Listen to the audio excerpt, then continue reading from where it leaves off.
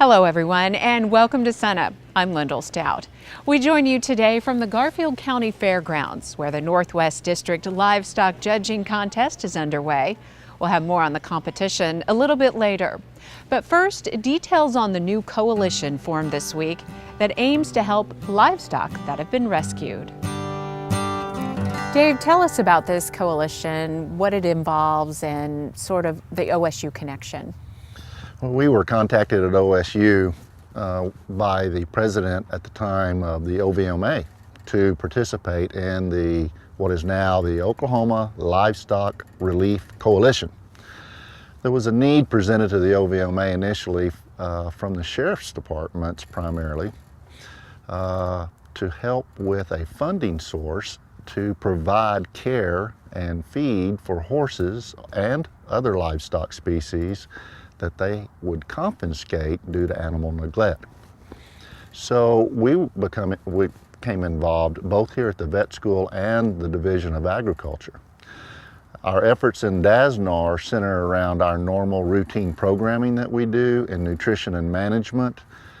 We prepare information and training for refeeding poorly conditioned animals, body condition score, and those types of management issues, just in our routine activities. Okay, and it really says a lot that these groups have come together to really help animals in need in Oklahoma. The response from industry groups in Oklahoma has just been tremendous and unparalleled.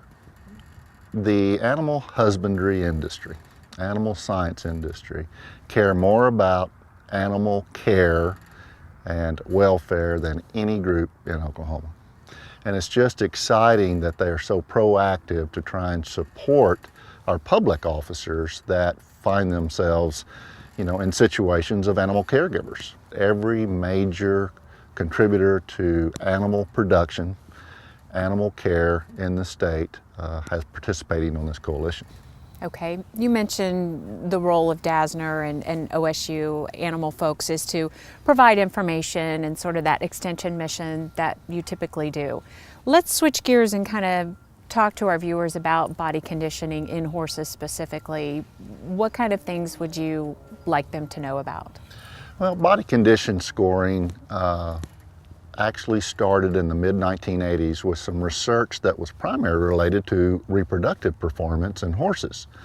We've known all along that if mares that we were trying to produce foals with became too thin, they had reproductive problems that delayed rebreeding efficiency, foal responses and such. And so that initial work developed a scoring system from 1 to 9, 1 being an extremely emaciated poor animal to a 9, which would be at the top end of the fat scale.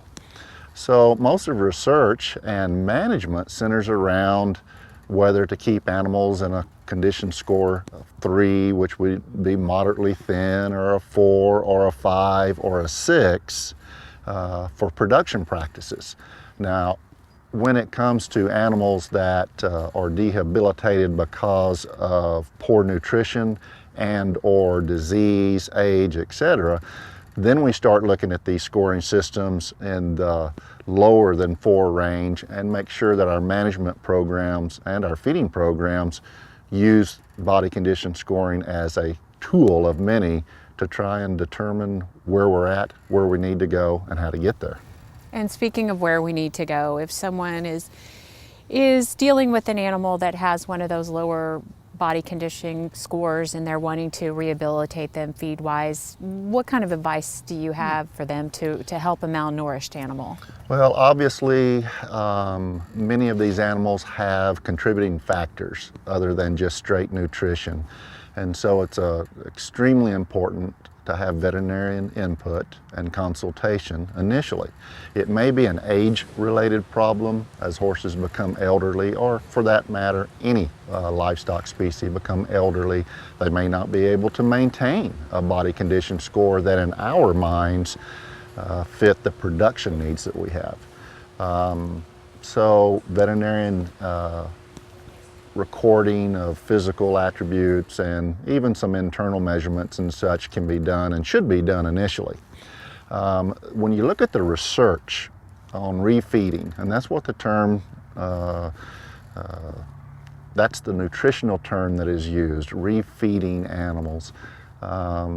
Most of the trials suggest using a forage-based ration initially, the hay, kind of a moderately type grass hay initially, and at least for the first several days, because we don't know the nutritional history, we don't know the contributing factors, and we want to ease them back into a nutritional regime because they may not have had much to consume for several weeks or months prior to that.